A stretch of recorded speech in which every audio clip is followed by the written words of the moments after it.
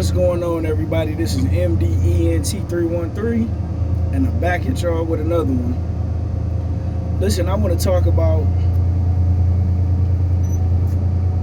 how marketing and branding yourself effectively can significantly change your life. And I wish I was good with the internet. I wish I was good with computers in general. I wish I really knew how to capitalize off this social media landscape that we're in, because this is the time and the era and the tool to significantly change your financial status like never before, right? It's so many millionaires and billionaires being created all through social media, from YouTube to TikTok to Instagram, Facebook, whatever medium you know how to use and market and brand yourself effectively on, right? Whether you drop shipping or whatever. But I want to talk about Jake Paul and the genius mindset of Jake Paul. He has, in a weird way, successfully imitated what Floyd was able to do without, how can I put it, without going completely the Floyd Mayweather path. And what I mean by that is, Floyd Mayweather is a traditional boxer who came up the hard way, right? And he was able to market and brand himself as the villain so well that people wanted to see him lose so bad. It didn't matter once he destroyed, rest in peace to Arturo Gotti, but from that point on, especially after he beat Oscar De La Hoya, he was able to market and brand himself so good to where people hated him, even though he's one of the nicest guys you could probably ever meet in your life. But he was able to capitalize off of, just pretty much, yeah, he was a great fighter. Don't get me wrong, one of the greatest to ever lace up a pair of gloves. But his genius in marketing himself and branding himself and selling himself was like no other, right? And, we seen Mike Tyson in his heyday be able to do it. I wasn't born during the Sugar Ray Leonard era, but Sugar Ray Leonard was the same way I was in the Oscar De La Hoya era. Oscar De La Hoya was able to do it extremely well too. But I think Mike Tyson and Floyd Mayweather was able to do it the best, because those were the first two that I've seen that were able to do it from the villain standpoint, right? We had like Muhammad Ali, like we revere him as a hero, even though a lot of people may not have liked him back in the day. They called him a draft dodger and all of those things, but he was still regarded more so as a hero.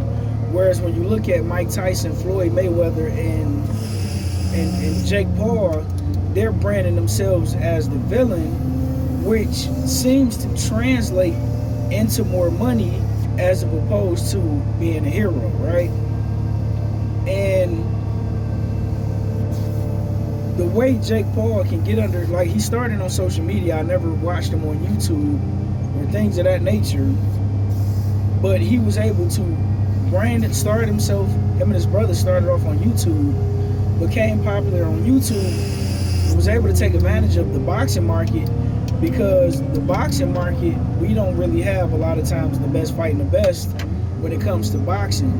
And Jake Paul saw a lane in the window, because a lot of these fighters, as well as a lot of these promoters, they don't know how to brand, market, and sell themselves, and they don't know how to brand, market, and sell their fighters. Whereas Jake Paul, he had a YouTube following, and he was able to, get in with some real trainers, learn the craft as well as you can learn it at his age. It's not going to be the same as somebody who's been learning it since they were 6, 7, and 8.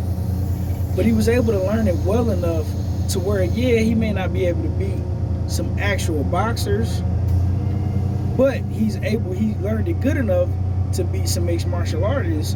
And the fact that a lot of those MMA guys don't make a lot of money, Jake Paul saw a lane from a marketing standpoint and building an audience standpoint, and he was able to successfully translate that into money. And it's crazy because a lot of people don't like him, but if you look at what Jake Paul is doing, he's literally living the American dream, taking advantage of capitalism. And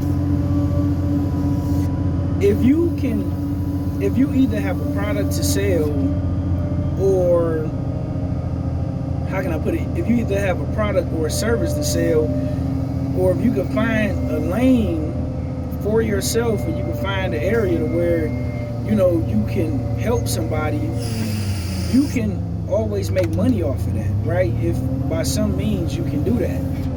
And Jake Paul has capitalized on the entertainment industry so well. And a lot of these fighters, I can see it. A lot of these fighters are not only pissed off, but more importantly, they're jealous. I don't understand why everybody's looking at Jake Paul as the bad guy for fighting Mike Tyson. It's not like, you know, he forced Mike Tyson into taking a fight. Mike Tyson wanted some money. He saw an opportunity to make big money, you know, for a 16-minute fight, and they just took advantage of it. And I thought the marketing for it was genius. I like the fact that they went to Netflix as opposed to a traditional cable company to maximize their revenue. And a lot of these fighters, they haven't figured out, yeah, they can fight extremely well. A lot of these boxers can fight extremely well, but they haven't figured out how to market and brand themselves and sell themselves in such a way to where, you know, it will translate into big dollars. And a lot of these promoters are so lazy that if they're not getting kicked off networks, they're not shopping around. Like, Netflix is a thing. Like, we live in an era where apps is king now. The traditional cable and traditional TV is dying. You know, legacy media is dying.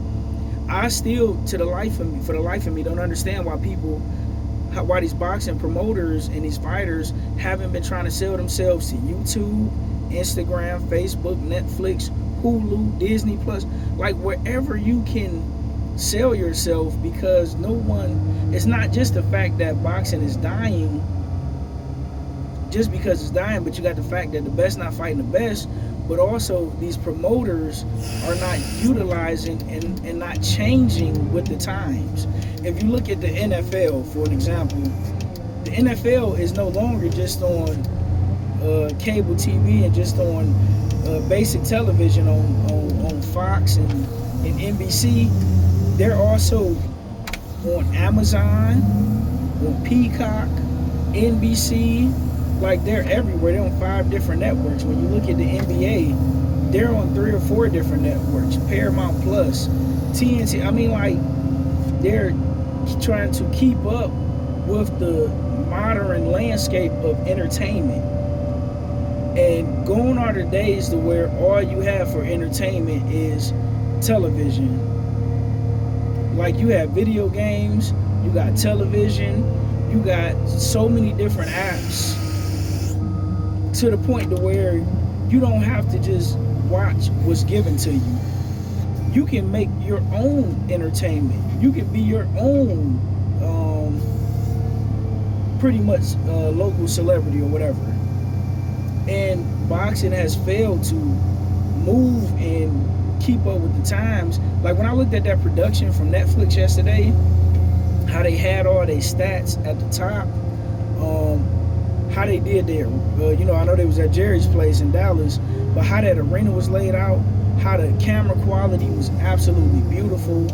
I mean, listen, times have changed, and as a 37-year-old man, I'm trying to find a way to change with the times as well, and continue to learn and continue to grow.